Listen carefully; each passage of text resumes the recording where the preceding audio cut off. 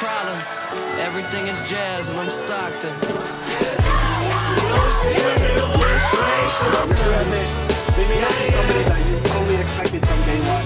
Everybody in the middle, everybody die. That's right. What you gonna do? That's right. Baby, I will spend it all with you. Yeah, and I'm headed to the other side where the grass is always greener and One.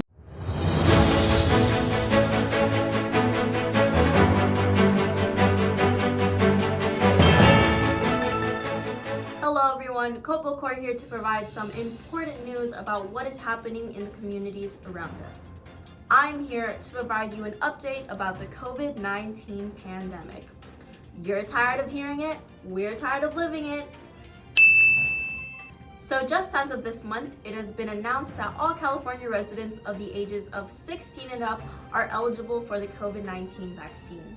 Along with that, the Pfizer COVID-19 vaccine has recently been approved by the FDA for children of ages of 12 to 15 to be safe and effective. There have been some updates about the slow repopulation of students on the SJSU campus for the fall 2021 semester. With that being said, students are now able to enroll in either fully online, hybrid, or fully in-person classes for the semester. It has also been announced that there will be 30-minute intervals between each class to allow fresh airflow to come into the room after each session. Is that for COVID-19, or is that to allow students to have more time to pee or get food? That's for you to decide. Well, that's all for the COVID-19 pandemic. Let's talk about fire season.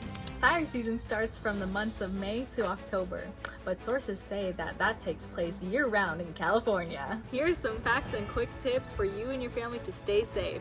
Please be informed. Clear away any debris, because if our rooms weren't messy enough from all the spring cleaning we did, remember that embers are the leading causes of wildfire destruction, such as those empty pizza boxes, square papers, or the plant that is sadly dying. Besides watching the local news, you can download the Frontline Wildfire Defense app on iOS or Android to stay on top of any active wildfires next to you. Always have an evacuation plan. To some people, it's hard to decide if you're going to bring your iPhone that's probably going to die or a stuffed animal that has no use. Remember to stay safe during this fire season, because I know how hot y'all can get. Oh, hi, I didn't see you guys there. My name is Eli, and I'm a part of you guys' Copo Core this year, and I kind of just wanted to give you guys a few updates regarding the Black Lives Matter movement as we start to go into the end of the year. So one thing that I really wanted to talk about was the impact of the George Floyd case, and boy oh boy, there was no way that this topic wasn't being discussed. Earlier this month, Derek Chauvin was convicted guilty of the murder of the Minneapolis resident.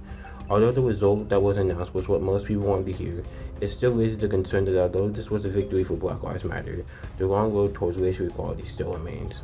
And then being able to understand that the spirit of Black Lives Matter, in my own opinion, goes beyond achievement. It's also about remembering and demonstrating that the lives of Blacks, and quite frankly all people of color, are creative, transformative, and joyful. With all the incidents going on regarding people of color in the United States, it's important to understand that the stuff that we do on social media and in person is important, but it's also less about the deaths of those individuals and us trying to heal from all the heartache. As a person of color myself, this movement is more than just 3 words.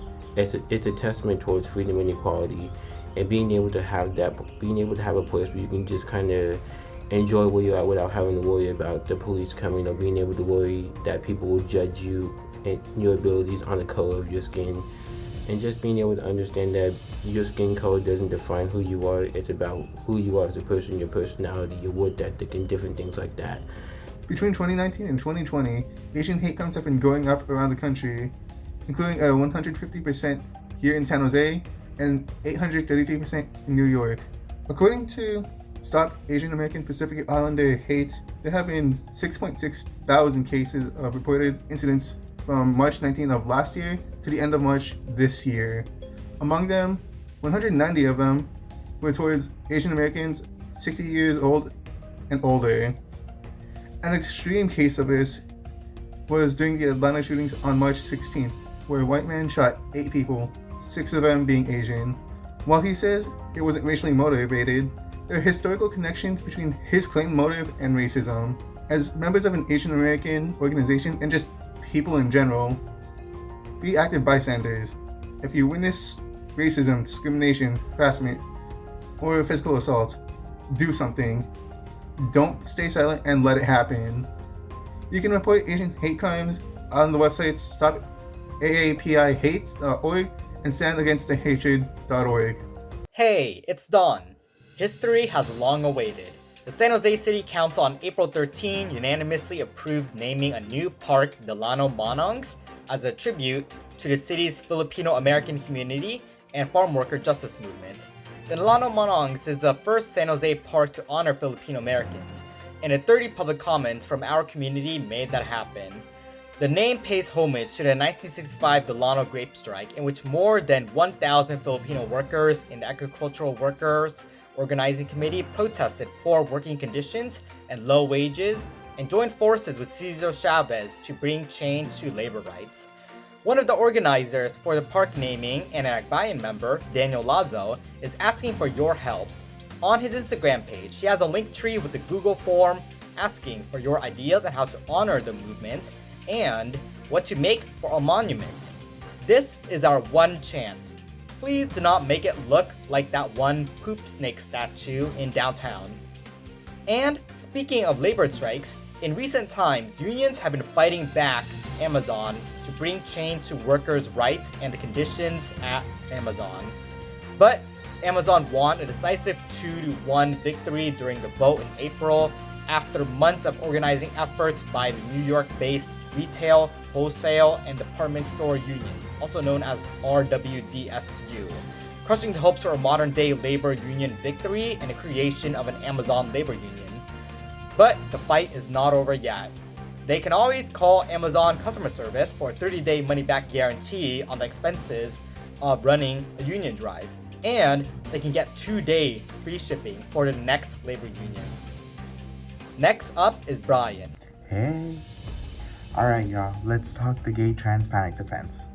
The gay trans panic defense is a strategy that's being used in court in order to make the jury question if a victim's sexual orientation and or gender identity is to blame for a defendant's violent actions toward the victim.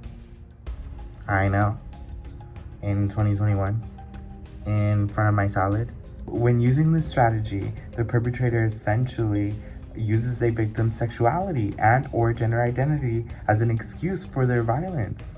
Violent crimes, some even as serious as murder, y'all, have even been justified using the gay trans panic defense. And negative stereotypes such as the idea that queer individuals are sexual predators or sexual deviants are then reinforced and institutionalized when this strategy is being used. Because apparently the queer community is full of a bunch of crazies that are hell-bent on brainwashing and taking advantage of the youth of today. Yeah, you heard me. The gays are predators, apparently. The homophobes are going to be upset, and I mean upset, when they discover the fact that the majority of offenders in this category are actually straight. As hate crimes continue to increase significantly, for groups such as trans women of color, LGBTQ plus discrimination also intensifies. This tactic is used to justify hate crimes fueled by homophobia and transphobia. This is a tactic that essentially plays on prejudice and amplifies the discrimination and hatred that queer individuals face every day. This is why we must absolutely advocate for the abolishment of the gay trans panic defense. Because, you know, gay rights. So thank y'all for listening to me. Now I'll be passing it on to Jarek for pop culture facts that you definitely did not ask for. Now, let's finish off on a lighter note and talk about some recent pop culture news. Also, don't mention me, failed me in my kitchen. I do what I want when I want, and that's one period. First up, TikTok stars Addison Rae and Bryce Hall recently broke up, and rumors have it that she's now dating Jack Harlow. I don't know who any of those people are. Do you know who those people are? Even if you did you care about what I just said right now? Because I know I don't, and probably neither do you. Also, apparently, Kylie Jenner went to McDonald's and she rated the following items as the French fries, 10 out of 10, No competition there. The cinnamon rolls, 9 out of 10. And the spicy chicken nuggets, she said, were, quote, interesting. Also, I didn't know that they had cinnamon rolls at McDonald's. That is interesting. Also, Rolling Loud 2021 in Miami just released their lineup, and notable acts include headliners A$AP Rocky, Travis Scott, Post Malone, but there's a notable absence of myself because I can sing and I can dance. My mom told me so. Everybody is now eligible above the age of 16 in the state of California to receive a dosage of either Pfizer, Moderna, or Johnson & Johnson. Also, Prince Philip died. XOXO, RIP King. But that's enough for me. I know you wanted more, but girl, I'm tired. Anyways, I hope you enjoyed. Thanks so much for tuning in to our 6th Copo Talk episode. I hope y'all enjoyed that. This is unfortunately our last episode of the entire year, and I just want to extend my gratitude from me and my core for always supporting our project and sharing and liking and just opening up to this community. We hope that you enjoyed all the content that we put out, and we hope to see y'all very soon, hopefully in person. But until then, stay safe, take care, and have a great summer.